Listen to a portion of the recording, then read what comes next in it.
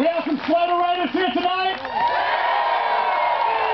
Listen, I know it, you know it. Let's not be afraid to say it. America is the greatest country in the world. This is the most beautiful thing I've ever seen in my entire life.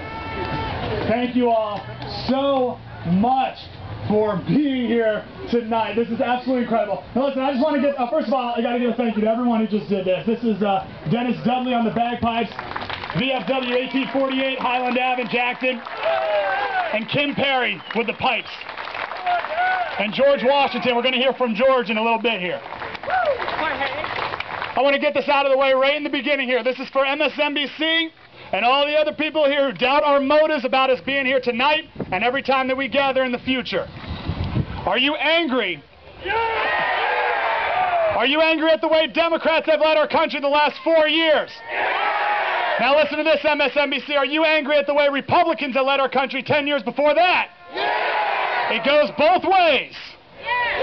It goes both ways. Now what we have to do is we have to take that anger and we have to channel it and move forward into something positive. I'm talking about change. Whoa, whoa, whoa, whoa, whoa. Not Hopi McHope change. I'm talking about a real and defined change. It's the principles you live your life by every day. It's the principles you teach your kids, you teach your Slater Raiders every single day. It's the principles that have made this the greatest country in the world. Those are the principles, that's the change that we need to go back to.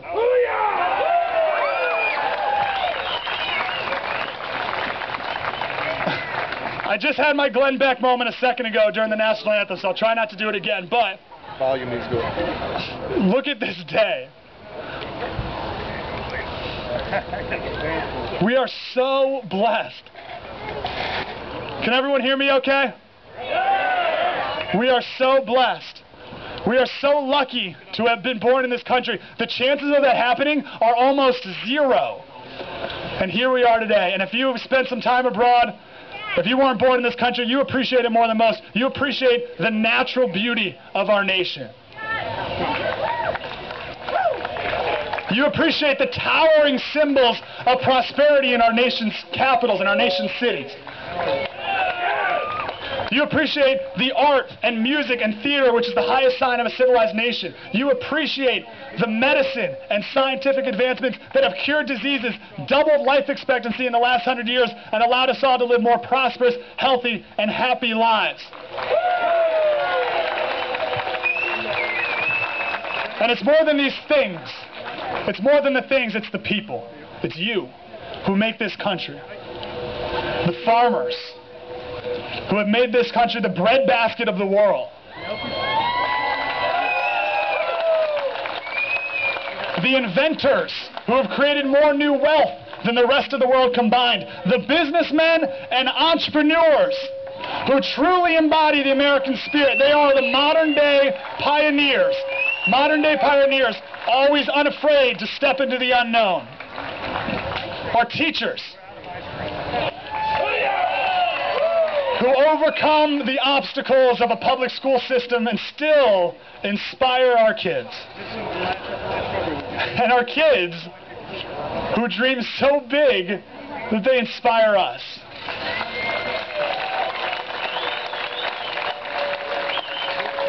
But there's one profession amongst us that I want to highlight here for a second, whose work allows us to pursue our happiness like no one else in the world, like nowhere else in the world. That allow our kids to live a life better than we could ever imagine living ourselves. These are our national heroes, our national treasures. They secure our nation, they secure our lives, they secure our liberty. I'm talking about our men and women in the United States military and their families.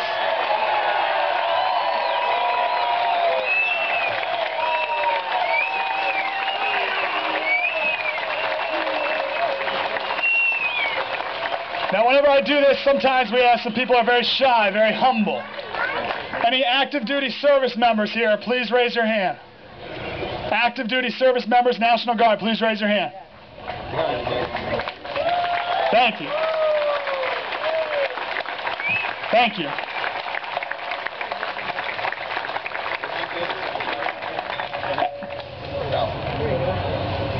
Any veterans here tonight? Please raise your hand.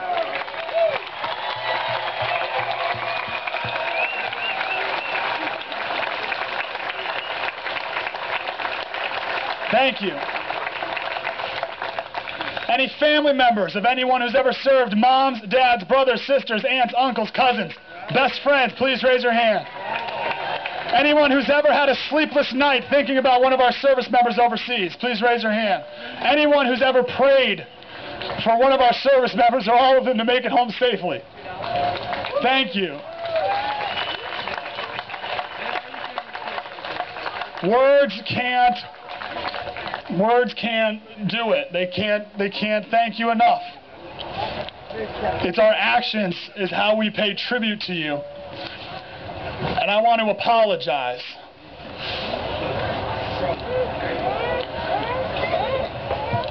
I want to apologize because we've let you down.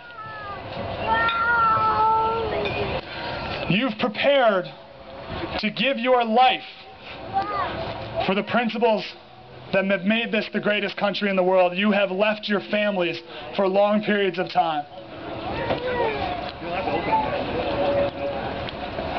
You fought for these principles. And while you were away, while you fought, and while you've been back home, we've let them slip away. We've let them go. You were away. And when you came back, and while you were away, we were basking in those luxuries.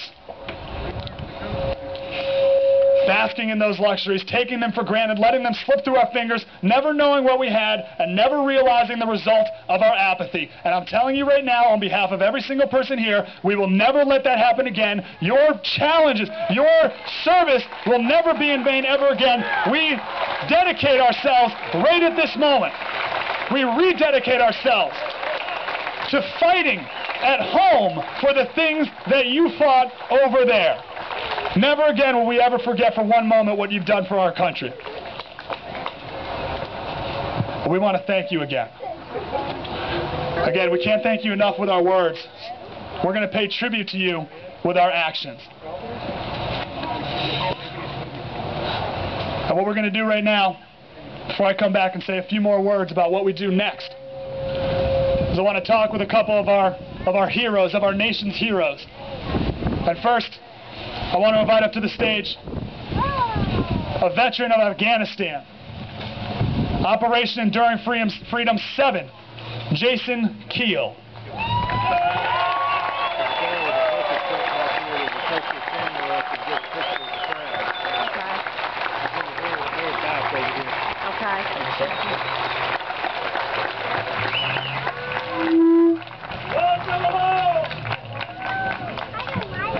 First of all, I'd like to thank Mike, even though he's been dodging it all day,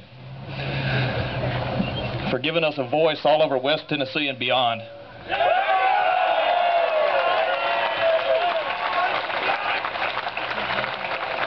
I brought with me a copy of the Constitution because I believe it's pertinent to what we're doing today.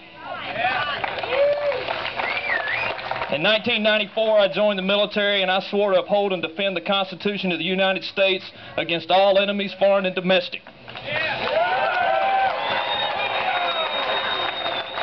And now I read that there's some government agency that thinks that I'm a threat to national security. I'm no threat.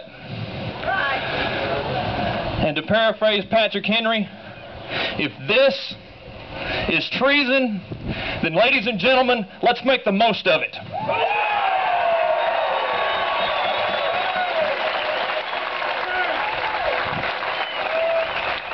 I don't have to tell anyone here that our nation is at a crossroads.